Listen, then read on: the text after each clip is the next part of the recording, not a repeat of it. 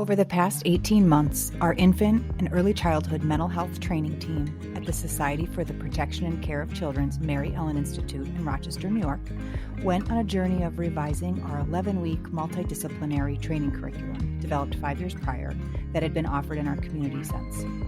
Our intention was to liberate our content and processes from the confines of centering whiteness, white supremacy, and instead center culture, anti-racism, and families. In the fall of 2021, we launched our newly liberated training curriculum. Here is our team who collaborated together: Megan Smith, Melissa Parrish, Alana Rosati, Jenny Murrell, Samantha Colson, and Sarah Fitzgibbons.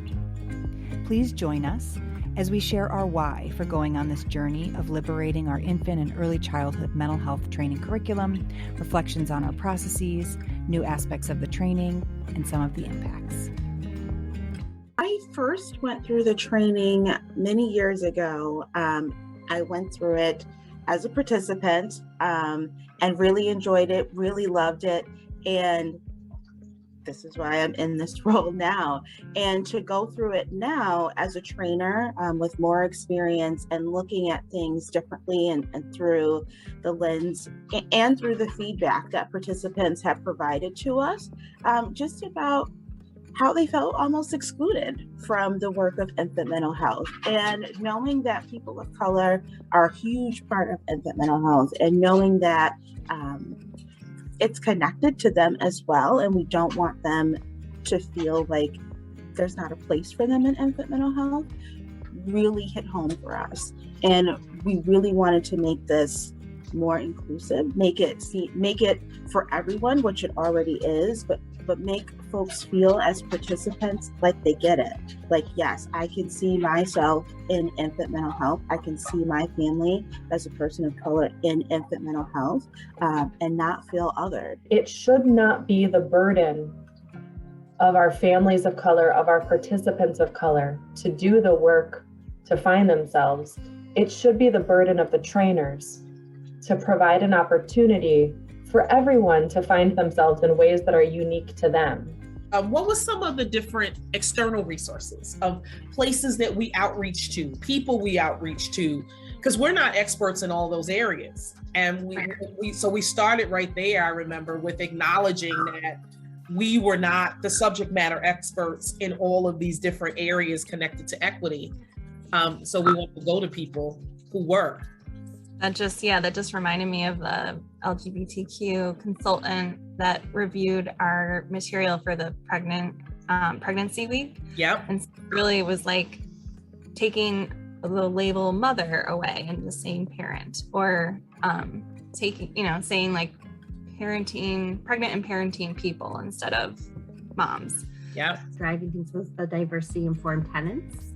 And while that was a piece that we introduced and lifted up in our first introduction of infant mental health, it felt like very important and necessary to really tie that into the slides, to the content. So I'm really creating a space for professionals to think about the way in which they show up in reference to their own culture, the lens with which they're looking at and supporting families and assessing families, that culture is a part of all of this. I love the work that we did with Marva Lewis, because Dr. Lewis also, as a person of color myself, as we were discussing these issues around culture and the integration of the infant mental health theories, we also at times might have some things coming up for us emotionally and interpersonally, and having a space to talk about that and to process that was really helpful. I used to say that I was guided by wanting to uplift voices of color or integrate experiences of people of color. But as I was sharing this intention in a community meeting, someone voiced, someone that had taken our training, voiced back to us, oh yeah, so you're centering Blackness in your new content approach. And I was like, I didn't say that, but that's what I mean. And that was like a new guiding principle of like, if you center Blackness, you create this condition where like all narratives can be heard and uplifted. We all had different levels of exposure and experience to Dr. Stroud, and she had done some work around social and emotional development of children that was on YouTube, which made it very accessible for all of us to just kind of go lean in, listen to her, listen to what she was talking about. And even in those discussions, she was talking about family and culture and how those things could inform development for children. And I, it's interesting. My background is definitely working with families directly and parents directly, and for them to, that process of Dr. Stroud seemed to be just like a gateway into us looking at how marginalized families protect their children, or for us to even begin to talk about growing up in a hostile world. Like, I don't feel like we had talked about that before. Going back again and again and again to white supremacy culture characteristics and reconsidering just even not just infant mental health, but the way we think about learning, the way we think about judging who's smart, who's skilled, who's the expert. That I would say using those white supremacy culture characteristics to challenge myself and the training has been really, really impactful. So 5 of us that really went through to look at this material to see what those challenges were. But aside from us really looking at the feedback that we gathered from participants, so really listening to that and not just saying, we think this should be this way, or this looks like, we could make a few changes here, but really listening to the participants and having them also guide us. Aside from our voices at MEI, we also have, fortunately, one of our board members that was also able to be a part of this, who is a male, who also gave his vision and his perspective through his lens in that way, a male of color and a parent. So we're excited to have folks from SBCC, from MEI, and from our board to help us with that. Even just having the opportunity to think openly about parenting, it allowed us to really reflect around who are the different parent audiences that are part of our client base. And we took the walls away, and it allowed us to just really be really open. I have really been doing a lot of wrestling with over the last handful of years is attachment theory and how I found myself in that and assumed a universality, both from a lot of directions. And so for me, it was a scary journey to say, I need to relook at this, because what it might do is crumble the foundation, even for infant mental health, that I had built my expertise in. We couldn't just change the curriculum. I had to also do my own work. And so there were people that supported me in that. Certainly our connection with Dr. Stroud and having access to her material, Dr. Marva Lewis, having those groups, we came together monthly to kind of wrestle through some of this together. And then there were some folks through Georgetown that we came together as leaders in infant mental health world once a month. And we were really tackling a lot of these issues together. So those were spaces that I was using to focus on me, because we all know in infant mental health, like how we are is the tool.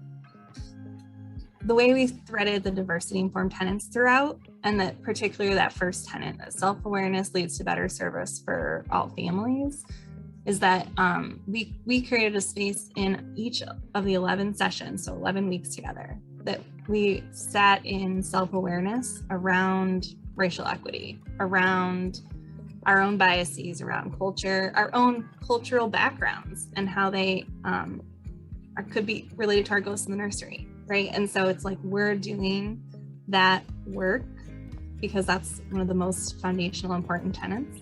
And we're not going to just talk about attachment and then have one slide about culture. It's like, how is culture and attachment woven together the entire Wow. time. And then when we talk about social emotional development, where's culture in that?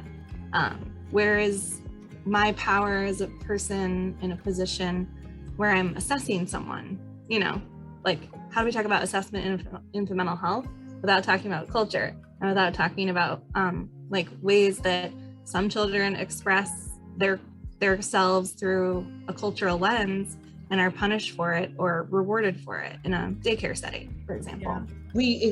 People of color had talked about it, right? About their experience with infant mental health and how it brought up those themes for them. But we didn't have it written directly into our training prior to this work. Right. That felt very dependent on the facilitators of the training, the group makeup, right? So that it wasn't that it was like never present, but it was very dependent on who all made up, who was present in that Zoom room. Because I just I'm thinking, Melissa, specifically of some of how like you and I pulled in Dr. Joy DeGrew's video. Yep. We did that because it felt like this fits in here, and how like not everyone would see that necessarily if they weren't in that group, because we kind of were doing what we always said, like we were, what would we say, right? We said we were going rogue. That's right, but that's what it felt like. This like was born out of going rogue and like feeling really right. And I'm excited about it.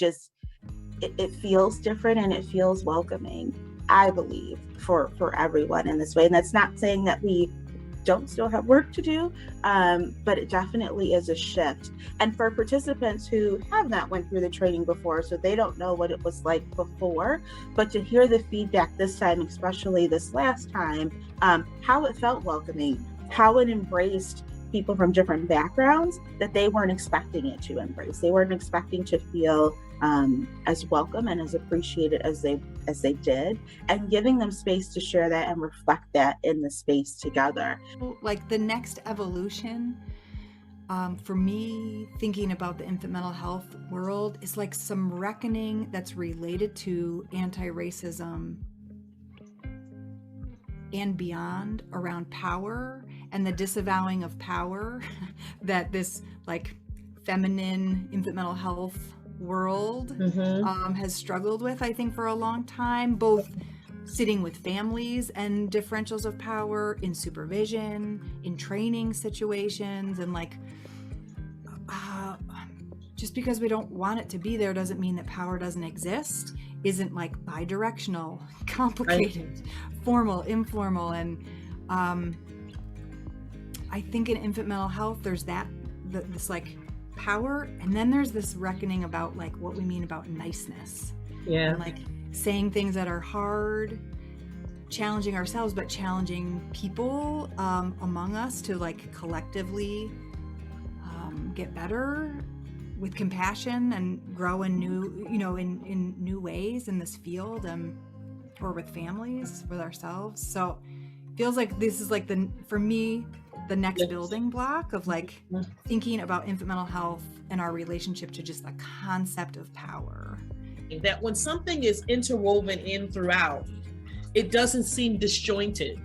It seems, as we talk about not only Dr. Joy, but Barbara Stroud and all the other areas where we bring culture in, I find that this seems more intentional, that it is, we ask questions of ourselves about where does this come up in this topic? What are the perspectives about this around this topic? That, I just find is, maybe it's the parallel process. We're asking things intentionally that we hope other people will ask intentionally. I think that people have been reflecting back to us that has been impactful about this new content is Dr. Stroud's tenet that family culture is at the center of all caregiving interactions, and that like people that have never heard that before, just like rolling it off their tongue, like this is the only way I'm now thinking about parent-child relationships, is like that family culture is at the center. And I have to be curious about that because I'm not an expert on this family's culture. Right. Even if it's a culture that might look like mine, but especially if it looks so different.